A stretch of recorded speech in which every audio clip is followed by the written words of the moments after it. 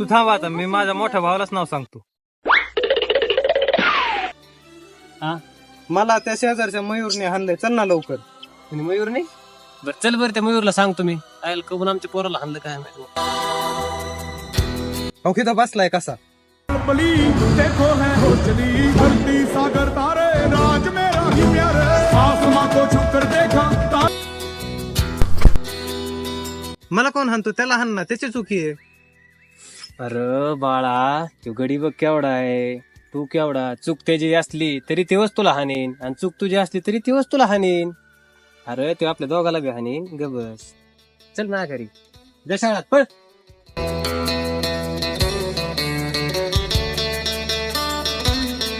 काय म्हणला रे तो भाऊ?